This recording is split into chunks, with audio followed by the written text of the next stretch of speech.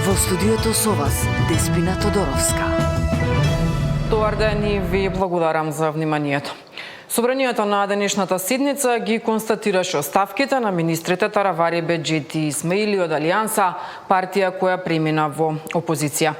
Собраниската седница ја следи колешката Ивана Соколович-Најдова и ја вклучуваме во живо во овие вести. Ивана, дали оставките беа образложени од страна на сега веќе поранешните министри? Деспина, без образложение беа констатирани оставките на тројцата министри од Алијанса за албанците на крило на Таравари, како што беа и поднесени. Денеска само беа констатирани нивните оставки, односно ниту Таравари, ниту неговите колеги Флакрон Беџети, Елфети и Исмаили не се појавија во парламентот да ја образложат одлуката за нивната оставка, пошто подпредседателката на собранието Весна Бендевска ги констатираше нивните оставки. Еве како изгледаше тој дел од седницата.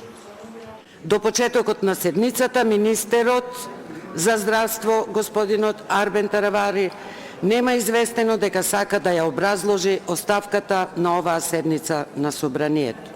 Затоа констатирам дека согласно член 246 од деловникот на господин Арбен Таравари му престанува мандатот министер кој раководи со Министерството за здравство. На господин Флакрон Беџети му престанува мандатот заменик на министерот кој раководи со Министерството за земјоделство, шумарство и водостопанство. Констатирам дека на господја Елфет Исмаили и престанува мандатот заменик на министер кој раководи со Министерството за одбрана. Ивана, пред стартот на седницата пресконференција одржи координаторот на пратеничката група Навреди. Кој е нивниот став, дали овој чекор може да донесе и промени во нивниот пратенички состав? Така е, значи по она одлука на Таравари да ја напушти власта и да замине во опозиција, тоа донесе значителни промени и во самата пратеничка група овде во парламентот, односно веќе беше доставено на барање од пратеничката група Навреди со сменета состав, односно дека во нивото конто сега тие имаат 9 пратеници, а тоа беше потврдено и на денешната прес-конференција, како нов координатор на пратеничката група се декларираше и се представи денеска пратеникот Ќоко и тој најави дека ќе ја води пратеничката група од засега 9 пратеници со оставката која што ја поднесе пратеникот Селим Сулејмани од Алијанса за албанците. Сега на контото на Вреди ќе се појави уште една пратеничка која што е следна на листата, со што Таравари во парламентот останува со само 4 пратеници, што значи дека тој нема ни право на пратеничка група.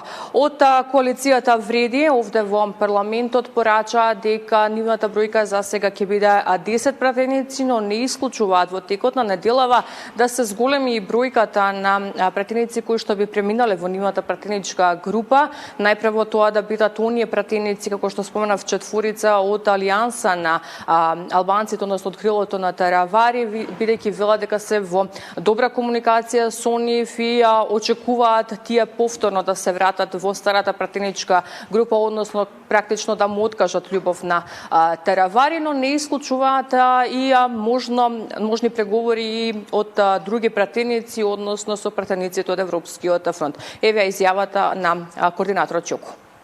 Денес сме тука да ја представиме пратеничката група Влен, која поради случувањата што веќе и се познати на јавноста, бараше повторна потврда и разјаснување за тоа како ќе продолжи како пратеничка група. Тука сум официјално да ве известам дека до денес пратеничката група на Влен брои 9 члена, додека во наредните денови верувам ќе ни се придружи 10 член, потоа 11, а зашто да не и 14. И со тоа практично со 10 членови ние сме најголемата албанска пратеничка група во собранието на Република Северна Македонија.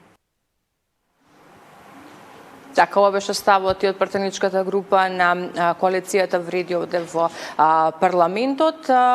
Седницата во моментов е во пауза, откако пратеничката група на Левица побара да им бидат доставени извештаите за патни трошоци индивидуално за секој пратеник. До тогаш побараа пауза од 1 час за собранието да ги обезбеди овие листи за кои што велат дека со месеци ги чекаат. По усвојувањето на дневниот ред на кој што има 11 точки, ќе се премини и на опозицијските пратенички прашања, односно пратениците од опозицијата ќе упатуваат прашања до владиниот кабинет, потоа ќе се премине и на оние точки од дневниот ред. Како што кажавме, констатирани се оставките на тројцата министри: Арбен Таравари за здравство, заменик министерката за одбрана Елфете Исмаили и заменик министерот за земјоделство Флакрона Беџети.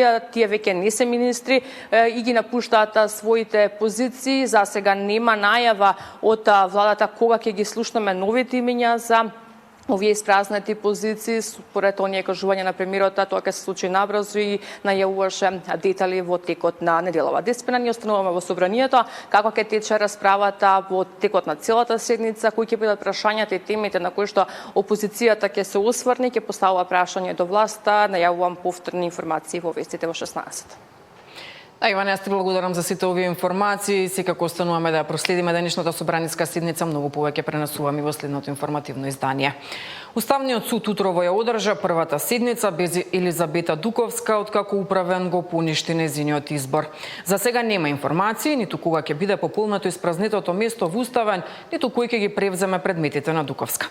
За сега единствено е одложена расправата за законот за употреба на јазиците. Зоран Јаневски со деталите. Уставниот суд ја одржа првата седница без Елизабета Дуковска, за која Управниот суд одлучи дека била незаконски избрана. На почеток од седницата, без да го спомене незиното име, председателот Дарко Костадиновски рече дека се повлекува предмет кој според претходно изработениот план бил во рацете на Дуковска. Според информации на Сител, во изминатите 2 години таа работела на 100 предмети, но дополнително ќе се утврдува колку останале незавршени и ќе ги наследи друг уставен судија. Според председателката на државата, недозволиво било Дуковска да седне во Уставниот суд при избор во кој останатите кандидати не добиле шанса да бидат гласани од членовите на судскиот совет. Каков е тој надпревар ако имате повеќе, а некој си одлучи дека завршена е битката уште пред правната, мислам уште пред да почнете. Тие се опомените што нас не тераат системот да го промислиме.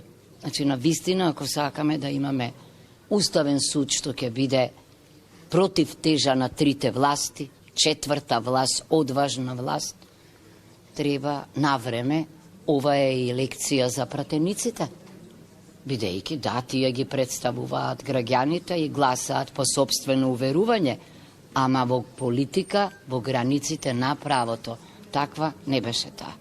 Заради заменувањето на Дуковска, Уставен веќе ја одложи расправата по законот за употреба на јазиците, бидејќи таа беше судија известител. За останатите предмети кои се веќе завршени, од судот рекоа дека за нив нема да има правни последици.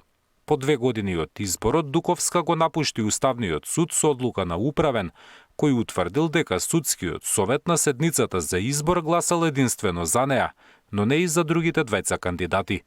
Зоран Јаневски, Сител телевизија. Председателката Гордана Силјановска-Давкова го избра новиот кандидат за гувернер на државата, но сепак вели дека името јавно ќе го соопшти утре, кога и официјално завршува мандатот на актуелната гувернерка Бежовска. Не го кажувам пред новинари прво името, нема да ми се лутите, но веќе мислам дека знам. Она што со право создаде дебати меѓу вас, прашање, беше нешто што мислам дека би требало да се практикува за секоја функција. Да седнете со сите луѓе кои се споменуваат и да разговарате. Да ги прашате секој што мисли за другиот или што мисли тој дека може да направи, а што не било направено, или што е тоа што мисли дека кај другиот не е во ред. Уште повеќе би сакала јас да можеше да има кандидати, ама тоа не е можно секогаш. Се разбира дека во оваа област е потребна соработка. Вие знаете дека во така наречените неизвршни членови ќе влизат оние предложени од владата. Исто така е важно кој ќе биде заменик гувернер. Мене и тоа ме интересира, бидејќи треба да соработуваат меѓу себе. Цариници, шпедитерски куки, полицајци и нотари биле вклучени во измами за да платат помали давачки кон државата при увоз на стари автомобили. Првиот човек на царина вели дека на ваков начин ја оштетиле државата за над 14 милиони денари, за што се поднесени кривични пријави. До основното јавно обвинителство за гонење организиран криминал и корупција, до основното јавно обвинителство, Оделението за истраги при секторот за контрола истраги поднесе 41 кривична пријава против 32 правни и 118 физички лица за сторени кривични дела со 140 возила, при што директната штета нанесена во буџетот на Република Македонија со избегнање на плаќање давачки изнесува 14,7 милиони денари или 239.000 евра. Секторот за контрола и истраги влезе во траг и откри организирана мрежа во која царински службеници, шпедитери, нотар и полициски службеник извршиле криминални дела со употребувано возило Мерцедес. Против сите е поднесена кривична пријава до основното јавно обвинителство за гонење организиран криминал и корупција, а возилото е одземено.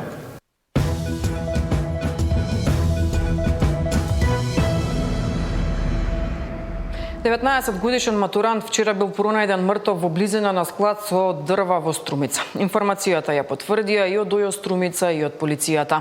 Според обвинителката која го води случајот, телото на момчето било предадено на обдукција и од досегашните наоди нема знаци на насилство и се чекаат токсиколошките анализи за да имаат појасна слика за причините за смртта. И од полицијата потврдуваат дека вчера околу 12 часот било пријавено дека во близина на Струмица на необработена нива било пронајдено безживотно тело на 19-годишно момче од Струмица.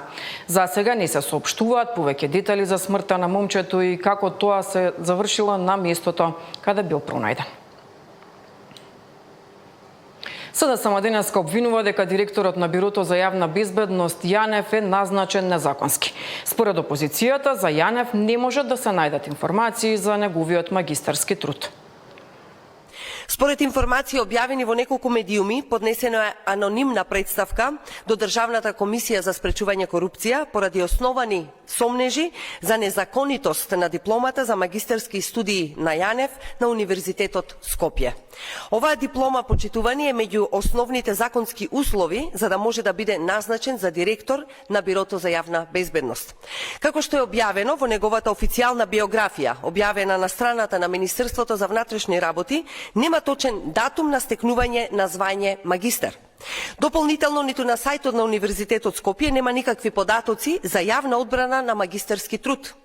Не може да се најде ниту запис во електронските системи на Универзитетот или Министерството за образование за проверка на плагијат. Сето ова е законски задолжително. Според Законот за научно-истражувачка дејност, секој магистерски труд мора најмалку 30 дена пред одбраната да биде внесен во системот за проверка на плагијати. Јанев, почитувани, бил именуван на 28.6.2024 година. Дали е точно дека системот не функционирал токму во тој период? Договорот со Велика Британија ќе ја трансформира државата, носи нови работни места, развој, напредок и проекти, велат од владачката партија преку писмено соопштение. Договорот со Обединетото кралство е историски важен поради најмалку две причини. Прво, договорот има стратешко и политичко значење и овој вид на стратешко партнерство и пријателство за Македонија ќе го вратат достоинството на државата и трасираат патот на стабилноста, безбедноста и развојот. Второ, во економска смисла има рамка која што на располагање ни овозможува околу 6 милиарди евра или околу 5 милиарди фунти. Договорот носи проекти и од енергетиката, проекти од транспортот, проекти од медицината и здравството. Договорот носи историски инвестициски циклус со кој Македонија ќе работи, ќе се гради, ќе се развива, ќе напредува, стои во писменото соопштение ова утро испратено од владачката ВМРО-ДПМН.